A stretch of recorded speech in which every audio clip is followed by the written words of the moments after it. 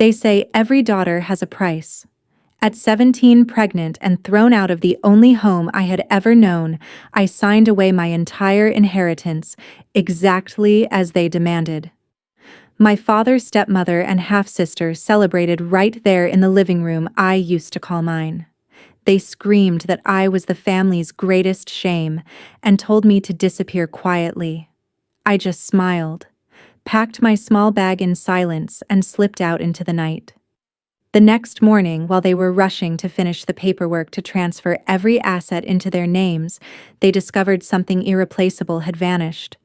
Something no one saw coming. My name is Victoria Kane. I'm 17 years old. I had just found out I was carrying twins at a private clinic in Greenwich when the door burst open. My father, Victor Kane, stormed in with my stepmother Eleanor and my half-sister Brooke right behind him. My boyfriend Brandon stood beside them, avoiding my eyes. They slammed a thick stack of legal documents onto the table and ordered me to sign away all rights to Kane Logistics, the company my grandfather, Harold Kane, had built from nothing. Eleanor and Brooke had been planning this for months. They knew I was in love with Brandon and made sure I got pregnant so I would become the family's ultimate disgrace. That way, Brooke could step in as the perfect and worthy heir. Victor shouted that I had ruined the Kane name forever. Eleanor sneered that a girl like me didn't deserve a single dollar of my grandfather's fortune. Brooke stood there with a triumphant little smile. Even though I was only 17, my grandfather had named my cousin Marcus, a 28-year-old corporate attorney, as my co-guardian years earlier. Marcus was the only person in the family who had never bowed to Eleanor. I didn't cry. I didn't beg. I simply picked up the pen and signed right under Marcus's watchful eye. They thought it was over. They thought they had won. Let me know right now in the comments where you're watching from, and if you've ever been betrayed by the very people who were supposed to protect you. Hit like if you believe a young girl can outsmart an entire greedy family, and subscribe, because this story is only getting started. The $20 million didn't land straight in my account. It went into an escrow account at the clinic, released only after Marcus confirmed my signature was legally valid under my grandfather's trust arrangement. Even at 17, I wasn't signing alone. Marcus had been named co-guardian years ago by my grandfather Harold Kane, and that single detail changed everything. Marcus arrived within minutes. He didn't say much in the clinic hallway. He simply nodded at me, took the small backpack I had packed, and led me to his black SUV parked in the staff lot. I carried nothing but that one bag, my passport, birth certificate, insurance card, phone, and charger, a few loose maternity clothes that still fit a warm coat for the Connecticut autumn, and the USB drive I had managed to copy from my father's laptop the night before. No suitcase, no expensive jewelry, no car keys. Just the essentials a scared, pregnant girl could carry. We drove out of Greenwich in silence. The waterfront estate glowed behind us, every window lit up like a celebration. I could almost hear the champagne corks popping. Victor, Eleanor, and Brooke were toasting to their victory, convinced I had disappeared for good, and that Brooke would now be the sole heir to Kane Logistics. Grandfather's trust was clear: the heir had to reach 25 and maintain the family's reputation. My pregnancy at 17 threatened both conditions, and they had moved fast to remove me before the board could intervene. Marcus kept his eyes on the road. "Your signature didn't just give them what they wanted," he said quietly. "It triggered a hidden clause your grandfather wrote into the trust. They never knew it existed. That clause gives the beneficiary emergency protective rights if the family attempts to force a renunciation under duress. We now have legal grounds to challenge everything." The highway stretched dark ahead. We were heading to a safe house in the Catskill Mountains, about 2.5 hours north. Marcus had arranged it months earlier when he first suspected Eleanor and Brooke were plotting. The house belonged to a former client, completely off the grid, with no connection to the Kane name. I leaned my head against the window, one hand resting on my stomach. The twins moved faintly, as if reminding me why I couldn't afford to break down. Back in Greenwich, the party continued. Victor raised his glass, praising Brooke for saving the family legacy. Eleanor laughed about how neatly they had removed the embarrassment. Brooke smiled like she had already won the throne. None of them realized that while they celebrated, Marcus and I were already turning their own money against them. The escrow funds cleared just after midnight, $20 million clean and available. Marcus had already set up the first shell companies in Delaware using the emergency powers granted by the trust clause. Every dollar they handed me to make me disappear was now the exact weapon I would use to dismantle their control. We reached the Catskill house just before 3 in the morning. It was a simple wooden lodge tucked among tall pines, far from any main road. Marcus carried my bag inside while I stood on the porch breathing the cold mountain air. For the first time since the clinic, I allowed myself a real smile. "They think I ran away?" I whispered. Marcus closed the door behind us and locked it. "They have no idea you just started fighting back." He opened his laptop on the kitchen table. The screen lit up with the first secure transaction. The $20 million was no longer sitting idle. It was already moving quietly, legally, and irreversibly into positions that would give me voting rights when the board next met. My father had spent years building walls around his power. Tonight, with his own money, I had begun tearing them down.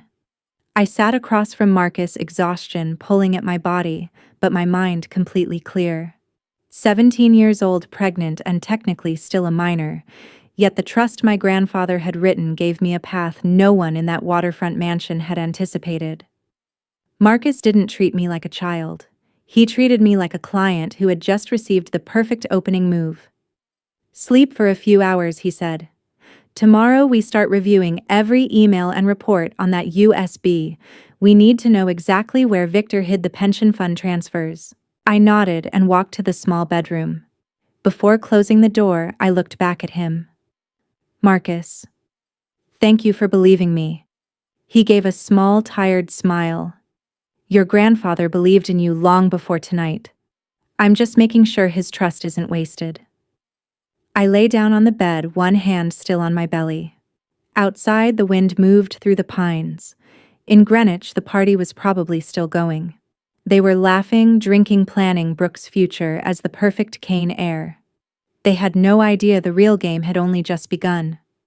The morning light filtered through the tall pines surrounding the Catskill safe house as Marcus and I sat at the wooden kitchen table.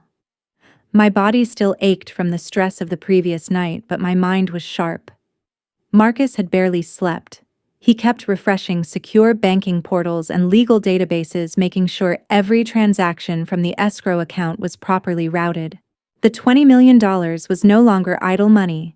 It had become the fuel for a series of quiet moves that were already shifting power away from my father. Back in Greenwich, the celebration had turned into chaos. As the sun rose over the Long Island Sound, Victor, Kane, Eleanor, and Brooke stormed into the private clinic like they owned the place. Victor shoved the door open so hard it slammed against the wall. They expected to find me still lying there, defeated and ready to be shipped off. Instead, the room was completely empty. The bed was neatly made. The monitors were off. There was no sign of me or any belongings. Victor's face turned red. "Where is she?" he bellowed at the nearest nurse. "Where the hell is my daughter?" The young nurse stepped back, clearly intimidated by the furious billionaire and his entourage. She checked her computer and stammered. "The patient discharged herself against medical advice around 2 this morning. She's no longer on the premises." Eleanor's perfectly made-up face lost all color. Brooke's triumphant smile from the night before vanished. She clutched the edge of the counter as if the floor might give way.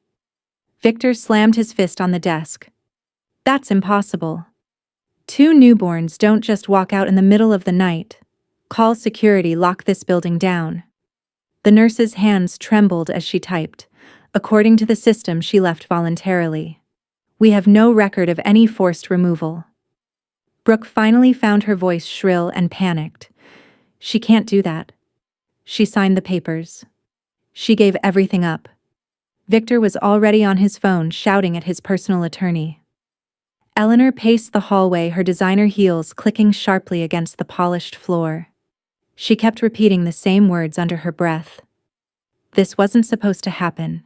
What they didn't realize yet was that the most devastating loss wasn't my physical disappearance. Through the shell companies Marcus had set up using the escrow funds, I now controlled the critical voting rights attached to the family trust. My grandfather, Harold Kane, had built a hidden safeguard into the documents, a clause that activated when any beneficiary was coerced into signing away their inheritance. My signature, witnessed by Marcus as co-guardian, had quietly triggered that protection. The $20 million they gave me to make me vanish had instead become the exact amount needed to secure majority influence. Victor hung up the phone and turned to Eleanor, his voice low and dangerous. Find her. Use every contact we have. She's carrying the future of this family, whether she likes it or not. Brooke sank into a chair, her earlier confidence shattered. For the first time, she understood that her carefully planned scheme to become the worthy heir had backfired spectacularly. The very pregnancy they had encouraged to disgrace me was now the reason the trust's emergency provisions had kicked in. Miles away, in the Catskill Mountains, Marcus closed his laptop and looked at me across the table.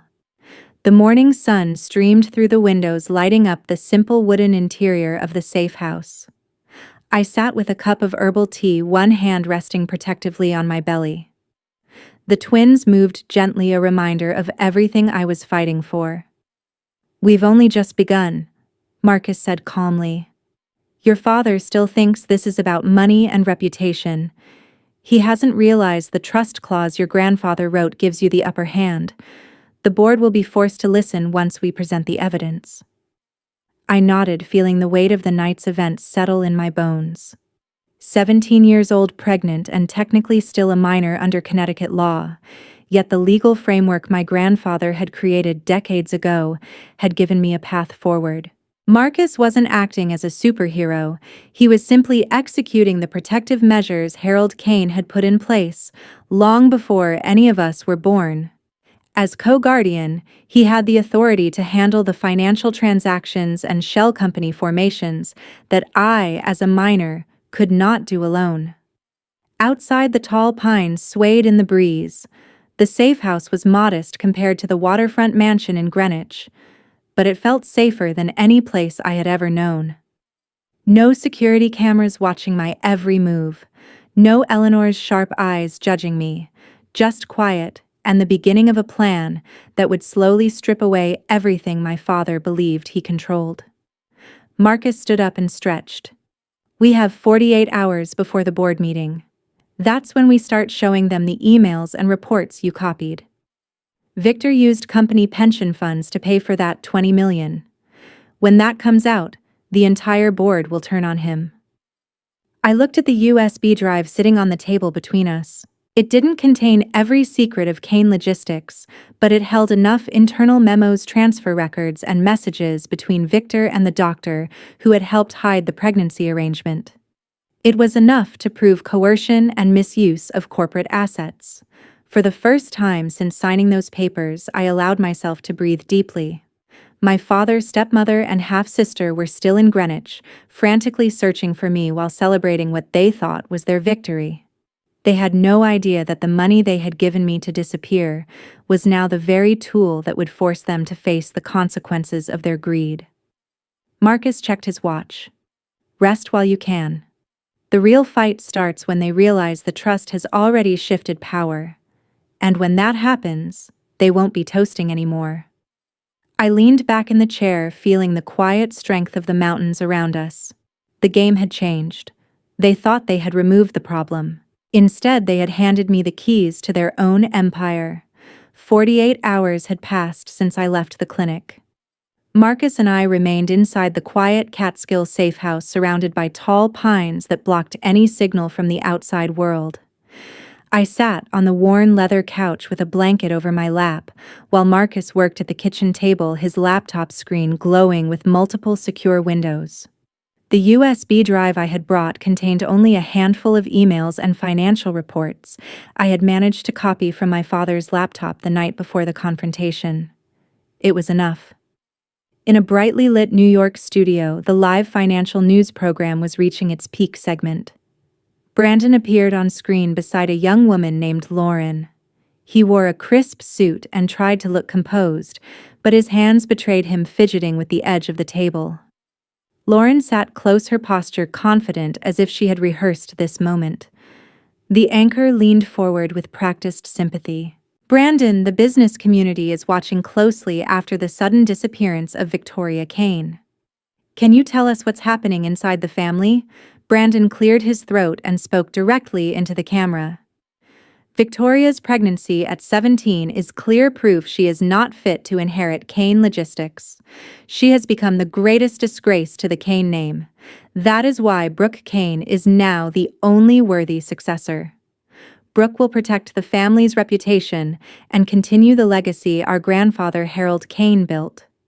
Eleanor stood just off camera in the green room, a satisfied smile spreading across her face.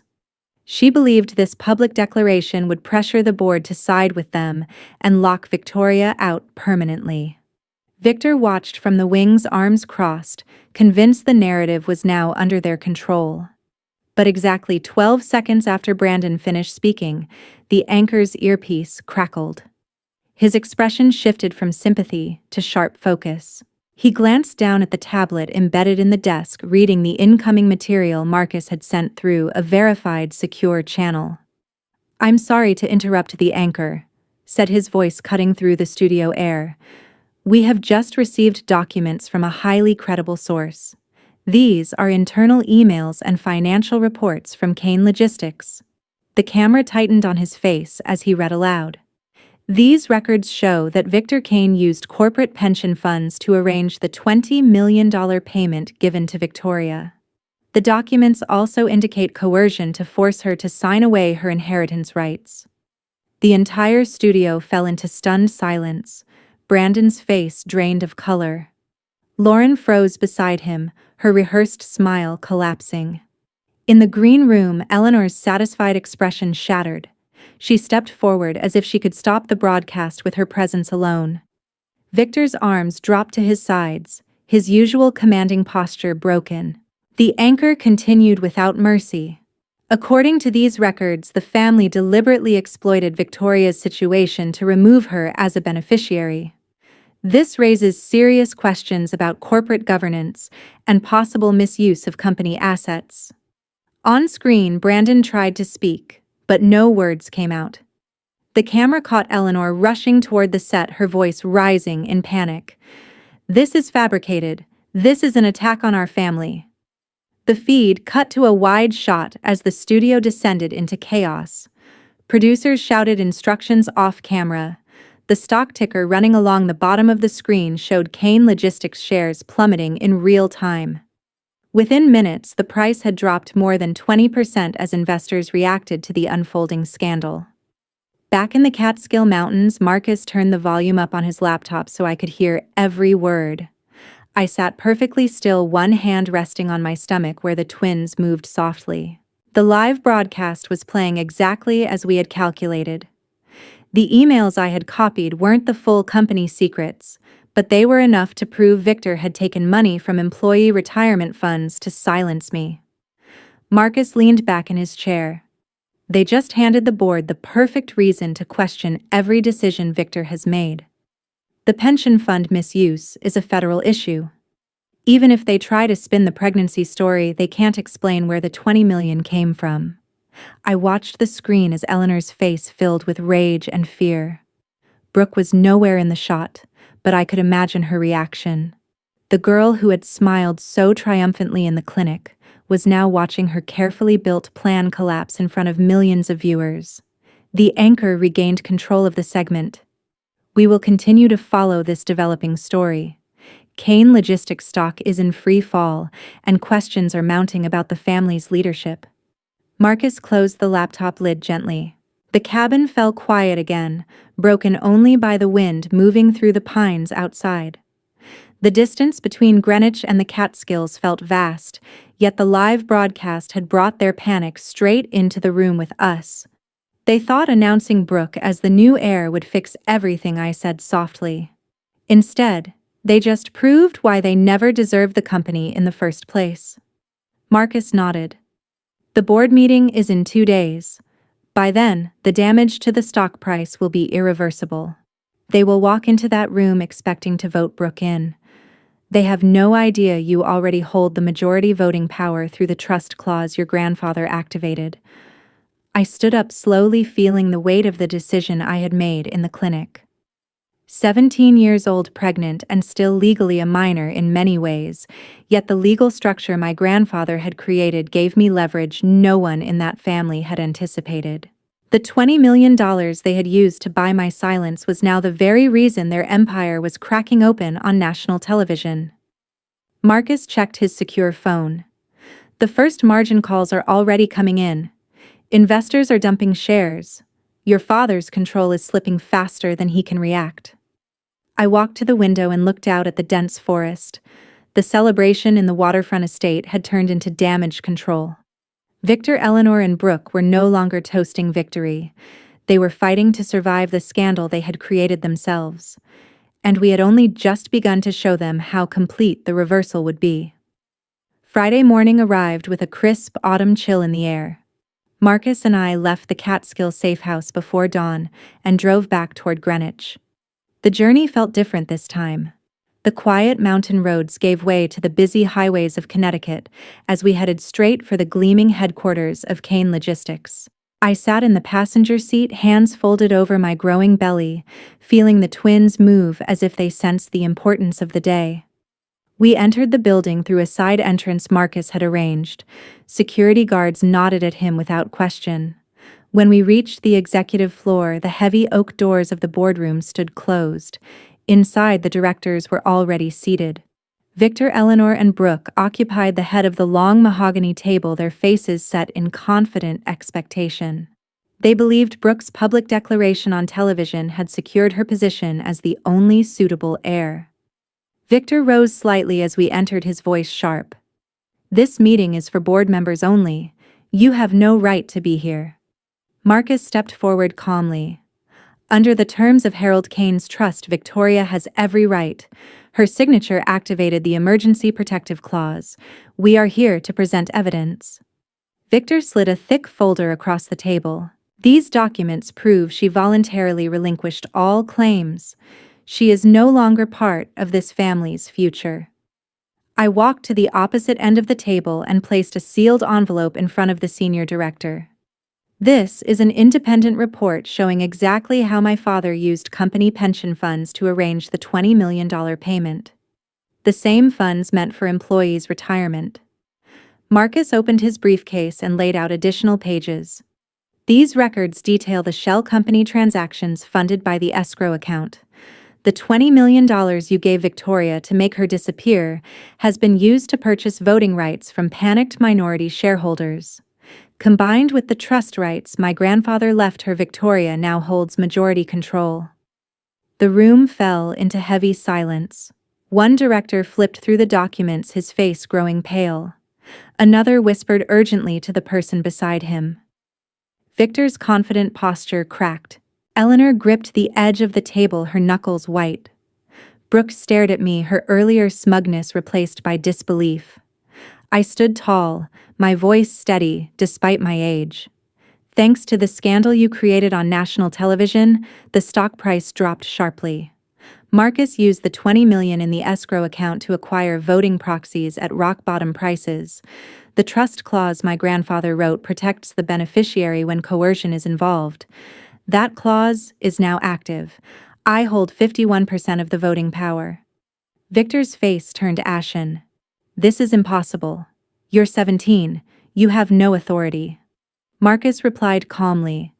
"Connecticut law allows a minor to act through a court-appointed or trust-designated co-guardian. I was named by Harold Kane himself. Every transaction was executed legally." The senior director cleared his throat. "The documents appear authentic. If these pension fund transfers are confirmed, this company faces serious regulatory scrutiny." Eleanor finally spoke, her voice trembling with fury. "You ungrateful child. We gave you a chance to walk away with money. Instead, you betray your own blood." I looked directly at her. You used my pregnancy to shame me so Brooke could take everything. You never cared about family. You only cared about control. Brooke pushed her chair back, her hands shaking. This can't be happening. The board was supposed to vote for me today. One by one, the directors turned their eyes toward me. The atmosphere in the elegant boardroom had shifted completely.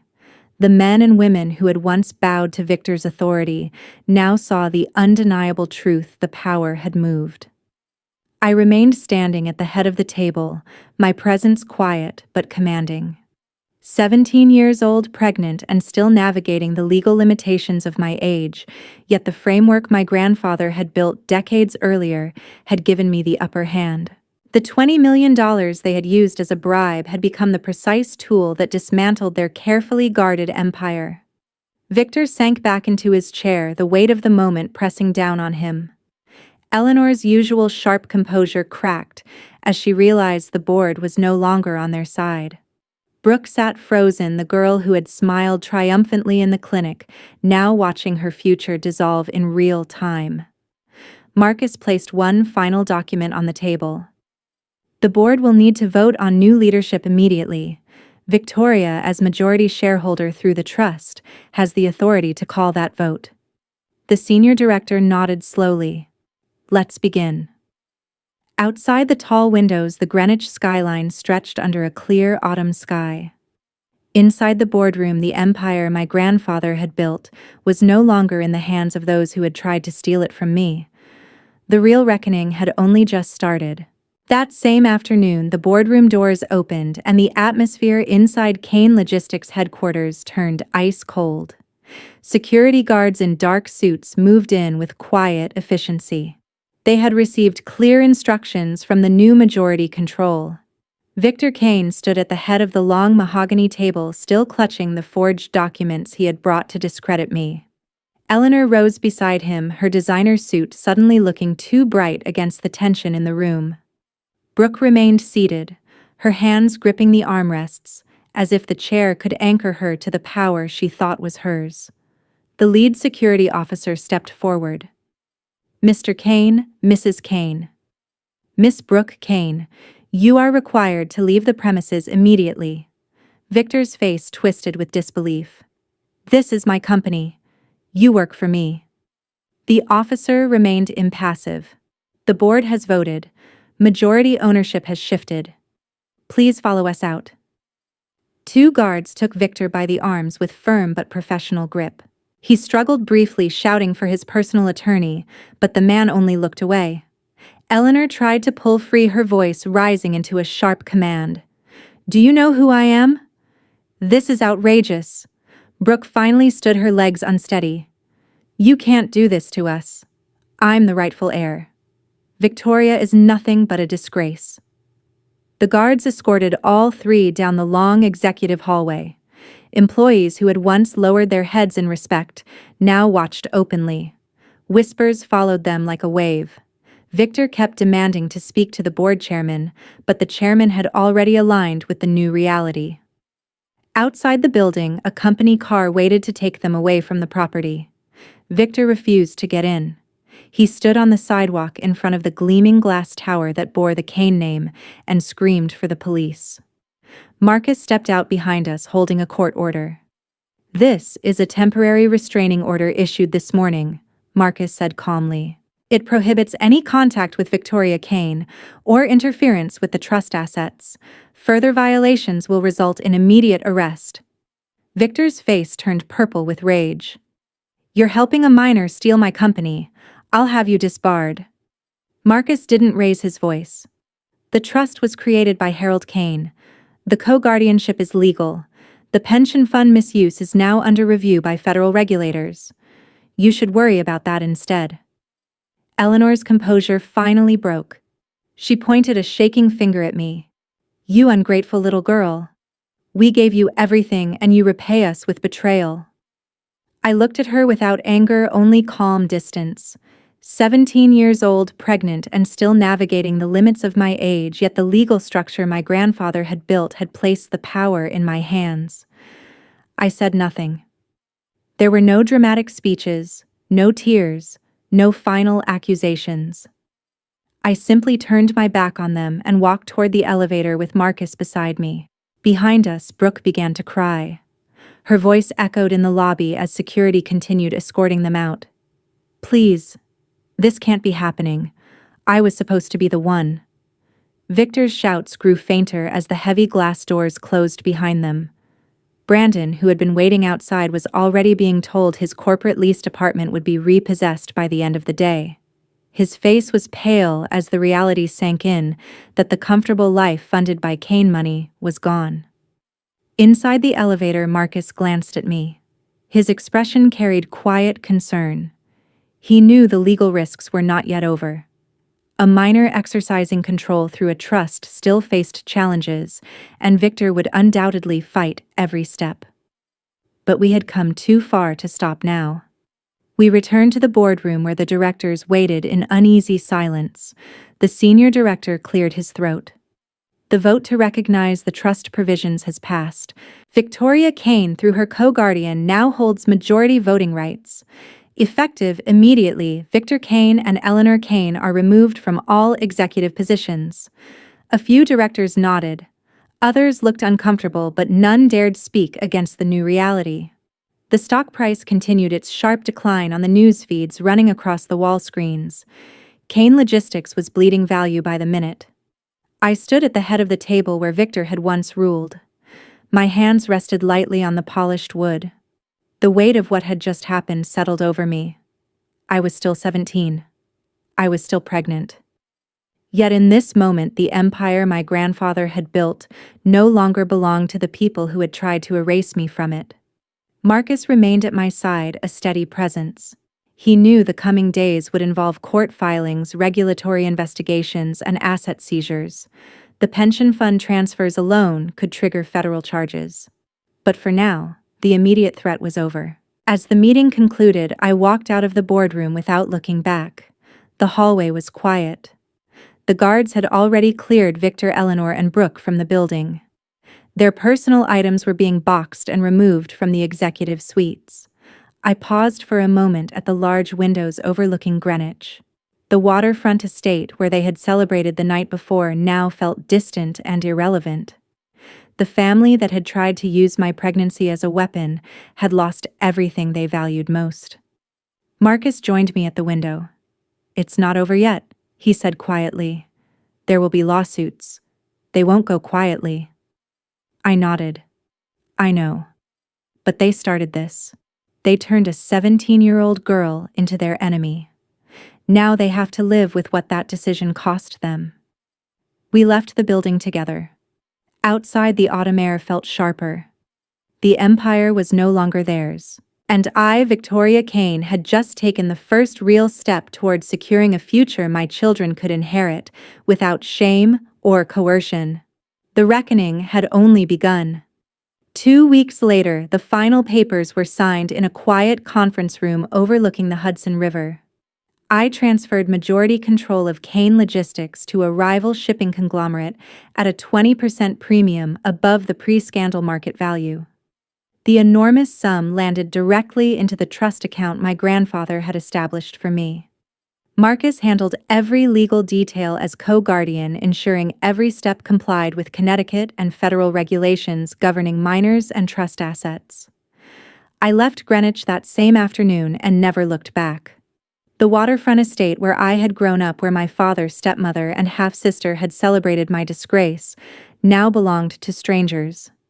I carried nothing from that house, no photographs, no furniture, no memories I wished to keep. Only the future mattered. The Pacific Northwest welcomed me with rain-softened air and the scent of pine.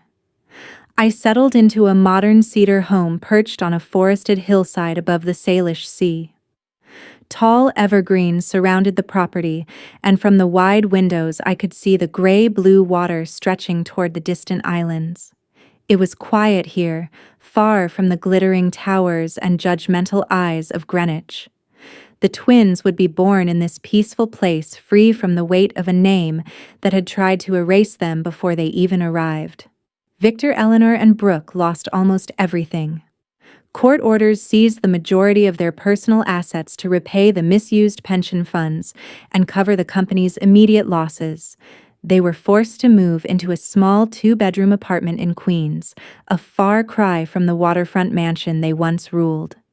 The luxury cars, designer wardrobes, and private club memberships disappeared overnight. Victor's once powerful name now carried the stain of scandal, and doors that had always opened for him remained firmly closed. Marcus stayed behind in Connecticut to finalize the remaining legal matters. He called me one evening while I sat on the deck watching the sunset paint the water gold. His voice was tired but steady. "Victor has started blaming everyone else," he said. "He's telling anyone who will listen that Eleanor and Brooke manipulated him into the pension fund transfers. He's throwing them under the bus to save what little reputation he has left." I listened without surprise. "Let them fight. It changes nothing." Marcus paused. "The federal investigation into the pension misuse has officially begun. They won't escape that easily. As for you, the trust is secure. No one can touch it without going through me and the court." I thanked him and ended the call. The distance between us felt right. Marcus had risked his own career to stand with me, but he understood I needed space to build a life away from everything the Kane name represented. In Queens, life had become a daily struggle. Victor worked long hours at a small logistics consulting firm that barely paid enough to cover rent. Eleanor, once the untouchable matriarch, now spent her days applying for jobs she was overqualified for and hearing polite rejections. Brooke moved between temporary retail positions, her dreams of inheriting an empire reduced to counting change at the end of each shift. The three of them shared the cramped apartment, the air thick with blame and regret. Victor's temper flared often. Eleanor's sharp tongue turned inward. Brooke cried in the bathroom when she thought no one could hear. I never called. I never texted. I never visited. Every bridge had been burned the moment they chose greed over family. Cutting contact was not cruelty, it was survival. My children would never know the poison that had nearly consumed me. Some nights I sat by the window with a hand on my belly and thought about the girl I had been in that Greenwich clinic. 17, pregnant and facing a future decided by people who saw me as an obstacle. That girl had signed the papers with a smile because she understood something they never would. Sometimes the only way to win is to let your enemies believe they have already won. The money they gave me to disappear had funded the legal maneuvers that stripped them of power. The trust my grandfather created had protected me when my own father tried to erase me. And the quiet strength I found in these Pacific Northwest woods had shown me that family is not defined by blood or last names. It is defined by who chooses to protect you when the world tries to break you. Marcus sent one final update before closing his files. The rival company had begun rebranding the old Kane Logistics headquarters. The towering sign with the family name was scheduled for removal the following week. Soon there would be no physical trace left of the empire Victor had ruled with fear and manipulation. I closed my eyes and breathed in the salty sea air. The twins kicked softly as if agreeing with the peace I had found. At 17, I had lost a family, but I had gained something far more valuable: freedom, safety, and the chance to raise my children without the shadow of greed hanging over them. The sun dipped below the horizon, painting the water in deep oranges and purples. I whispered a quiet thank you to the grandfather I had never truly known, the man whose careful planning had given a scared pregnant girl the power to rewrite her own story.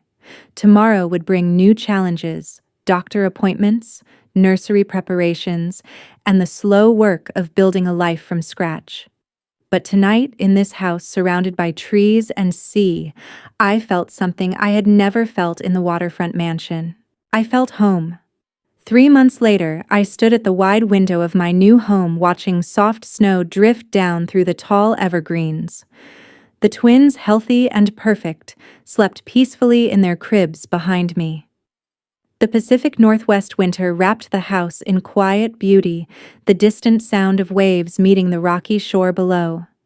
This was the life I had chosen, far from the glittering waterfront estate in Greenwich, far from the name that had once tried to define me. Victor now lived in a small one-bedroom apartment in Queens. The luxury cars, private drivers, and corporate expense accounts were gone. He worked long hours at a modest logistics consulting firm, earning minimum wage that barely covered rent and groceries. Each morning, he rode the crowded subway, his once tailored suits replaced by inexpensive dress shirts. The man who had screamed at me in the clinic now spent his days answering emails and filing reports for people who had never heard the Kane name. Eleanor and Brooke shared an even smaller apartment in the same building. The designer clothes, spa appointments, and household staff had vanished. Eleanor applied for administrative jobs she once would have considered beneath her, receiving polite rejections that reminded her daily of her fallen status. Brooke worked irregular shifts at a retail store, her dreams of inheriting an empire reduced to folding clothes and counting change at the end of each day. The two women who had plotted together now snapped at each other over shared chores and limited space, the bond forged in greed, slowly crumbling under the weight of reality. Brandon delivered packages for a courier service, driving a battered van through New York traffic. His salary covered a tiny rented room and little else. He rarely spoke of the past, but those who knew him said he kept his head down whenever a luxury car passed, terrified someone from his old life might recognize the former golden boy, now reduced to manual labor. None of them dared mention my name. The scandal had spread too far, the federal investigation into the misused pension funds still ongoing. Victor had tried to shift blame onto Eleanor and Brooke, claiming they manipulated him, but the evidence was too clear. The family that had once celebrated my disappearance now lived in silence and regret. I had cut every tie completely. No calls, no messages, no visits. There would be no reconciliation, no forgiveness, no final conversation where apologies might be offered. I raised my two sons with the very money they had once used to buy my silence. Every diaper, every doctor visit, every moment of their childhood was funded by the $20 million meant to erase me from their lives. Marcus called occasionally from Connecticut to update me on the legal matters. The rival company had fully rebranded the old headquarters. The towering Kane Logistics sign had been removed, replaced by the new owner's logo. The empire my grandfather built no longer carried our family name. I sat beside the cribs that evening, watching the snow fall gently outside. At 17, I had faced a choice no young girl should ever have to make,